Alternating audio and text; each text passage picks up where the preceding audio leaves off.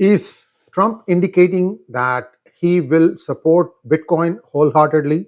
Well, last time around, it was beginning to pick up momentum, but then Trump lost his re-election campaign. So we don't really know if he would have carried through and made Bitcoin legal inside the United States.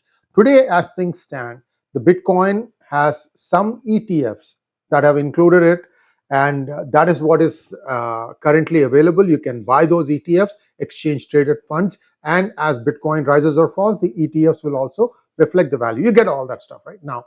Why am I mentioning Bitcoin and Trump in the same breath?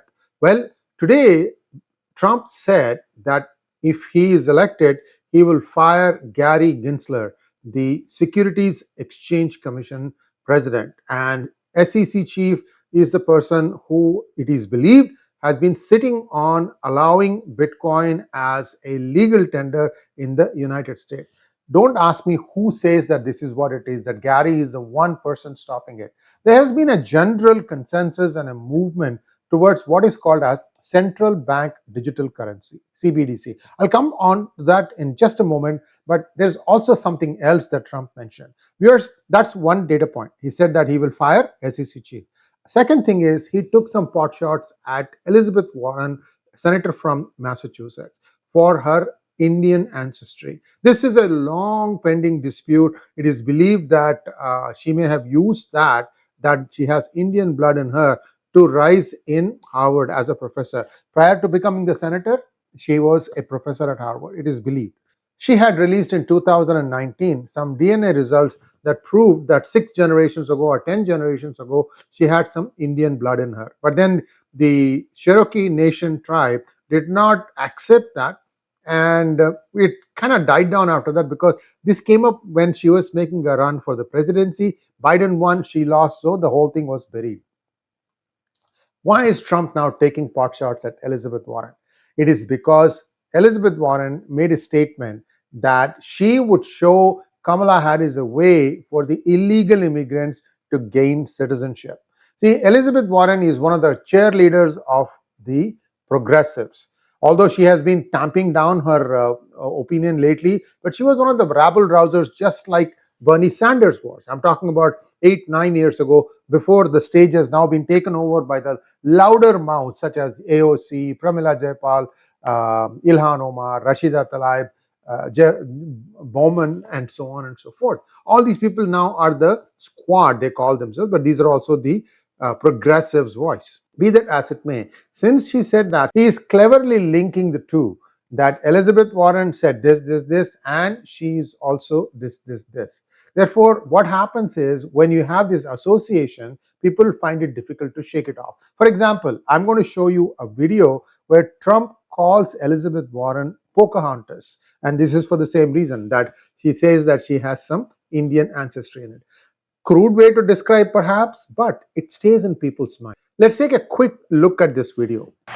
The moment I'm sworn in, the persecution stops and the weaponization ends against your industry. And as long as I'm in the Oval Office, Elizabeth Warren, Pocahontas, do you remember?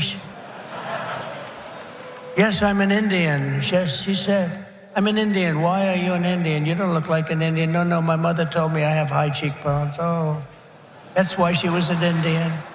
So I named her Pocahontas. Elizabeth Warren and her goons, and she's very nasty to you. She hates your people. She hates everything about you. Will keep their hands off Bitcoin. They're going to keep their hands off crypto. They're going to let it grow. We're going to let it grow. On day one, I will fire Gary Gensler and appoint a new SEC chairman.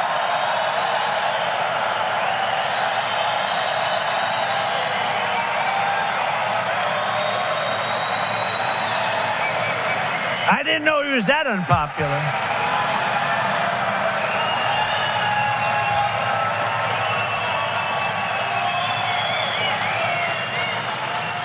Well, I didn't know he was that unpopular. Let me say it again. On day one, I will fire Gary Gensler. Whoa.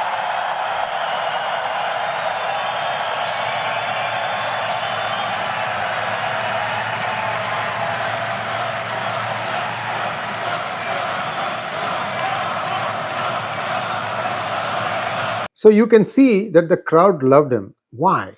It is believed that independents, which are now becoming a big voting group in the United States, are wanting to have Bitcoin as part of our life. So I'm going to come back to CBDC. So what is the takeaway here? Bitcoin is one of the digital currencies. That doesn't mean that if Trump comes back to power and as president, that the United States would adopt Bitcoin as its digital currency. No, what it means is that the United States recognizes that the CBDC is something that can be used as legal form of tender. The world is going towards that. SWIFT is coming up with a platform based on digital currencies. So what is expected? All countries will have a digital version of their currency. 99% I expect all of them to have a 1:1. That is, 1 Indian rupee is equal to 1 digital rupee. 1 US dollar is equal to 1 digital dollar, and so on and so forth. The catch is that assuming that one day you are given a notice from your bank that you have $1,000 in your bank account, now those are completely converted into 1,000 digital dollars. Nothing wrong with that. I mean, you still have $1,000. It's just that it's now called a digital dollar. What's the difference? The difference is that now the digital dollar can be tracked across the whole world.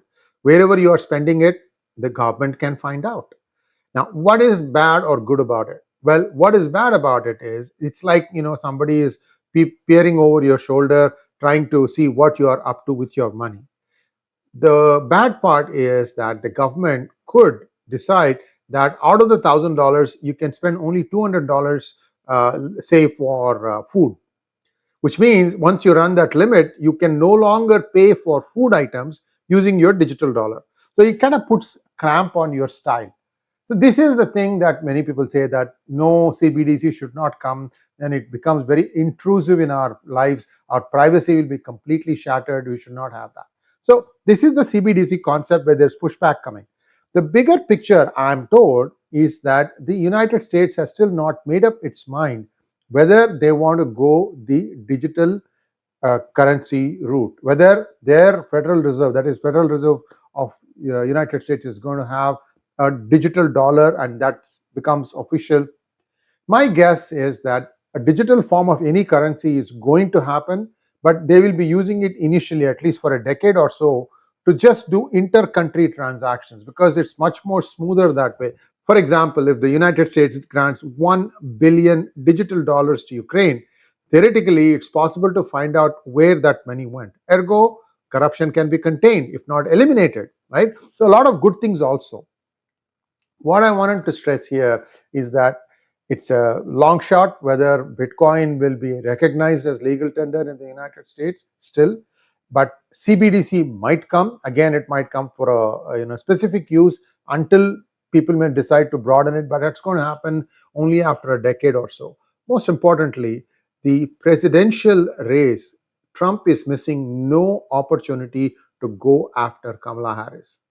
This is the one. He realizes that he needs to be really, really aggressive and chase her out of town sort of thing. And that's what we are seeing. Trump is really going after her, and we have to wait and see at what point Kamala Harris starts hitting back. I'm sure she has also gathered ammunition. We have to wait and see. Thanks for watching. Please like, share, and subscribe to our channel. Don't forget to click on the bell button for notifications. Namaskar.